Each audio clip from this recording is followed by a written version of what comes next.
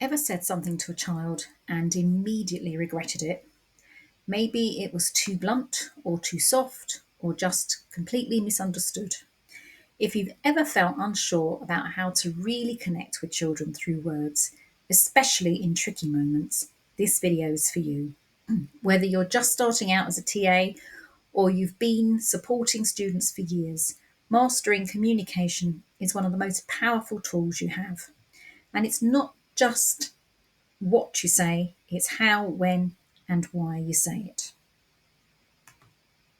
So in this video, we will walk through the 5 golden rules of TA child communication, 5 real-world school scenarios you'll face, and exactly what to say in each, plus why it works.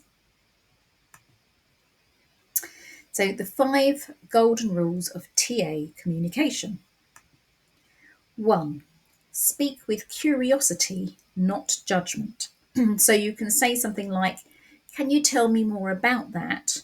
rather than, "Why did you do that?" It's less confrontational, it creates scope for a conversation, and it doesn't sound confrontational, which is the important thing. 2. Keep your tone calm even when emotions run high, because you're the steady anchor, not the storm.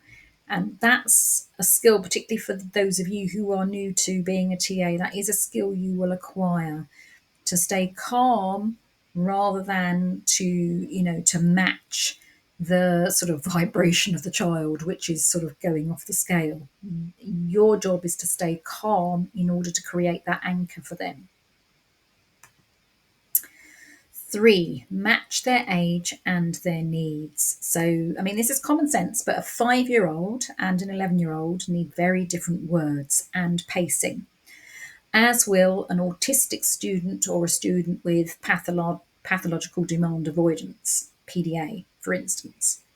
I do actually have a video on how to communicate effectively with autistic children, so watch out for it popping up at the end of this video. 4, use positive framing wherever possible. So say something like, "Let's try it this way," instead of "That's wrong" or "Don't do that." Always put a positive spin on it, even if you feel like you shouldn't or you don't want to. A child who's not happy in a situation will respond much better to a sentence that is framing it in a positive way. It doesn't mean to say that I'm not talking about positive thinking. I'm just talking about saying things in an open, positive way rather than a closed way that makes the child feel wrong. It allows for a conversation. And 5, give students time to process. So try not to think of silences as awkward or disrespectful. Reframe them as thinking time. Your students that have introvert tendencies in particular will need to think before they speak. This is something that's, it's really, really overlooked. School is awful at times for expecting children to come up with an answer or a response straight away. Give them time to think. If you get used to sort of standing there in the silence, they will as well, and it will make them feel more comfortable.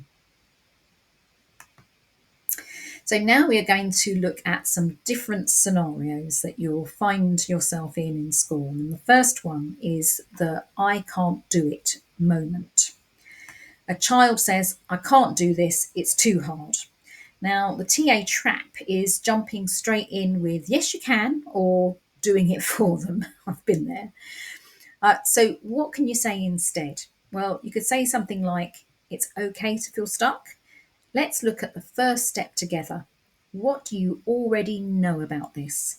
Now, why this works is because it validates the feeling, builds confidence, and promotes independence. So you're not jumping in and doing it.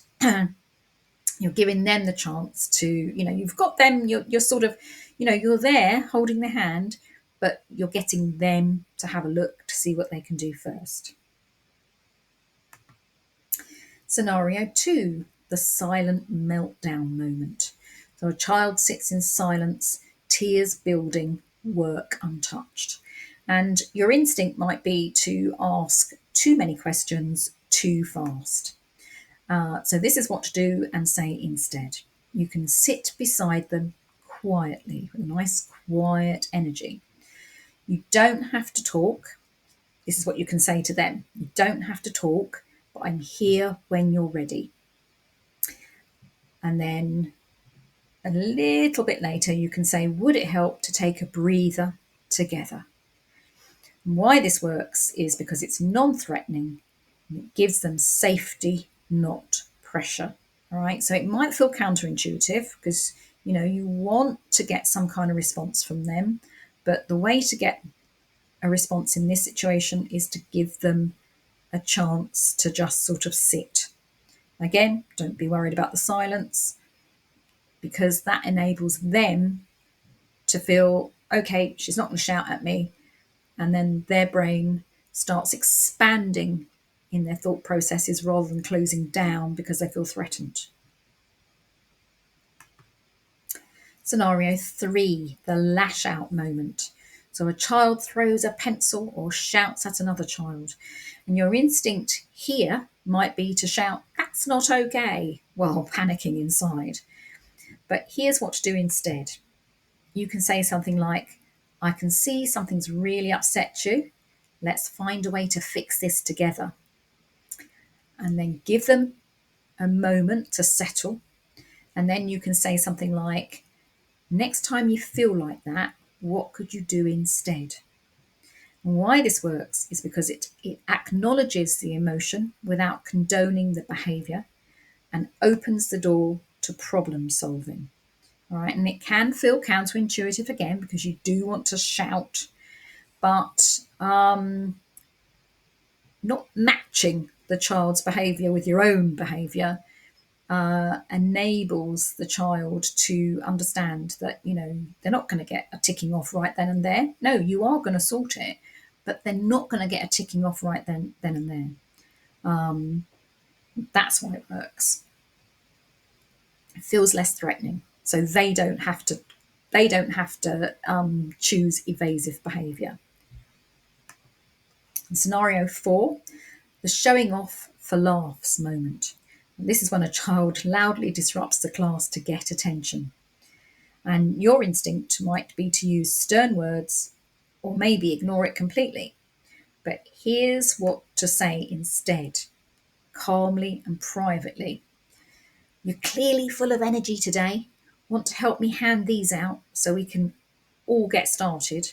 Now, why this works is because it redirects attention, avoids public confrontation, thereby maintaining their dignity, and also it diverts their attention brilliantly, and give them something to do, and the moment's passed.